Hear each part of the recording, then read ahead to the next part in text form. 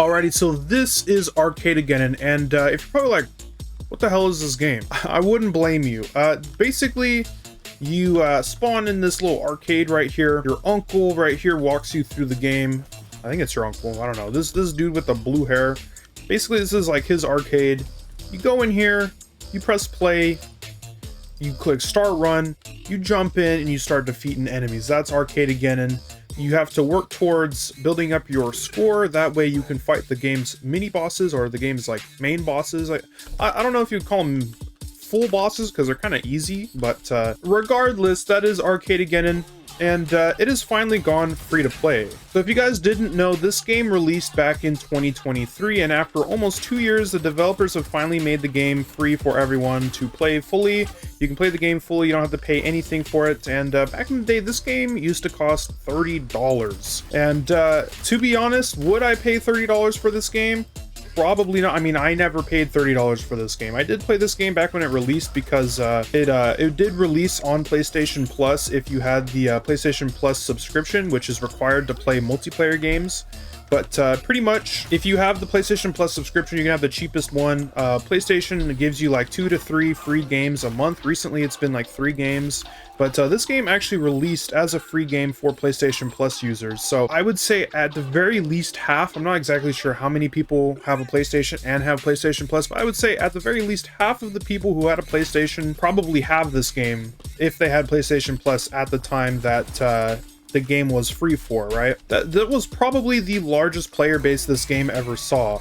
And I think there's a real reason for that. I mean, this game doesn't really feel, I don't know, it feels kind of like something that you wouldn't pay for, you know? It doesn't really feel like a paid game, a premium game. Obviously, it's not a premium game because it only costs $30. That's not very much. It's definitely not AAA price, right? But at the same time, you know, I mean, the game doesn't look bad. The graphics look pretty decent. I mean, I have all the graphics maxed out. The gameplay, while isn't the most in-depth, isn't the most interesting, it's still somewhat enjoyable. It's still pretty enjoyable, I would say. But I don't know, this game doesn't really have, like... It feels more like a free-to-play game for me. I can't really exactly describe it, but it does kind of look and feel like a free-to-play game.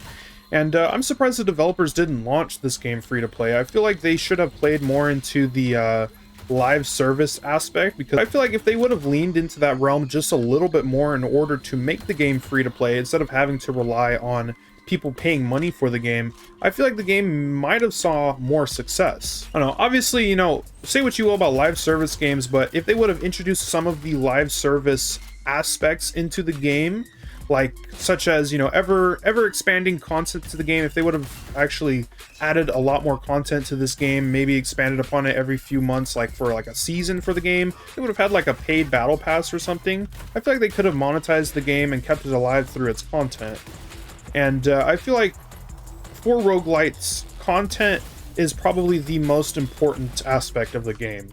Because if you're playing a roguelite, which if you guys don't know, this game is considered a roguelite, content is pretty important, right? I mean, you wouldn't want to play a roguelite with barely any content in it because it would get old kind of fast. And that's exactly what this game is. Like, this game to me gets pretty old pretty fast, you know? But overall, this game isn't it's not unenjoyable. I enjoy playing this game. Obviously, I'm playing it for you guys here today. It's just, I don't know, it's kind of, I feel like this game's kind of a little bit above mid, but it's not like super good, you know? I'd probably rate this game like a 6 out of 10. That's probably the highest score I'd ever give to this game. But get out of my face, bro. Alright, so for this objective, we have to shoot these glitch siphons in the correct order. You can see it on the middle right side of the screen. I remember I was playing this game a while back, and this was the first time I'd ever done one of these like level objectives, and I was just shooting random colors. I'm like, bro, why is it not continuing? Why is it just resetting them? And my dumbass didn't see the message on the right side, so yeah. Now, I do want to talk about this game's performance, specifically the graphical performance, right?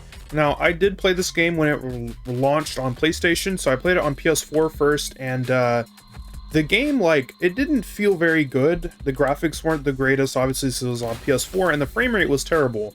But when I finally got a PS5, I tried the game out on PS5, and I was actually surprised the game didn't really run any better. I mean, the game looked better. It kind of looked pretty similar to how it's looking in front of you. But the game did not run smooth. Now the game was 60 FPS, but it did not run that consistently.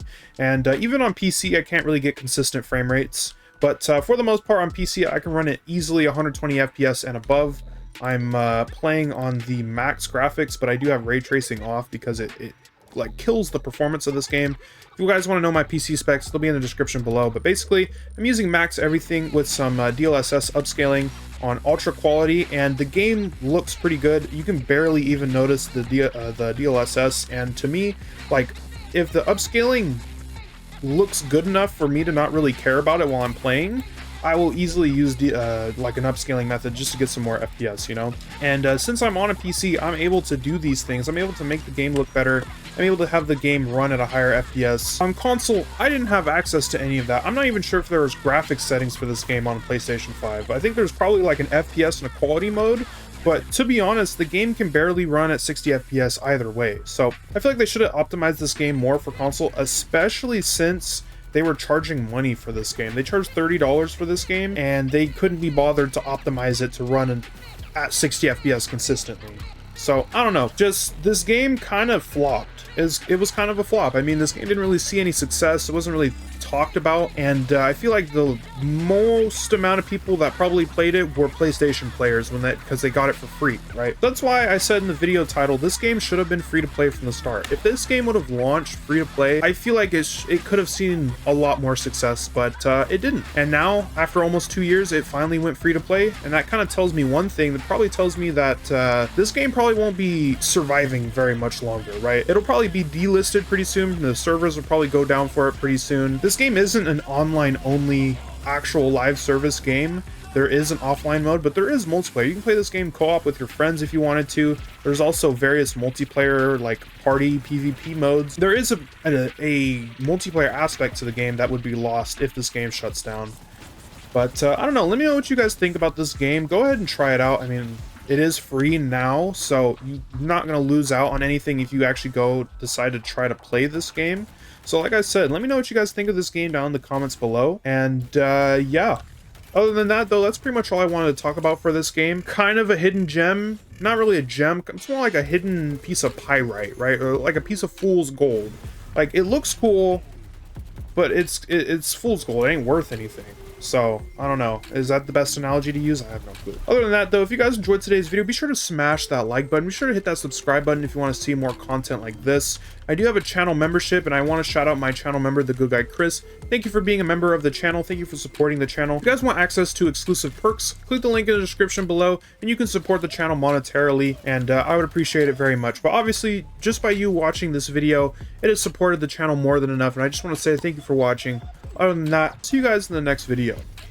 Let me know if I should make any other Arcadegeddon videos. I wouldn't be... I'm open for making another video on this game. I just don't really know what kind of video I would make on it.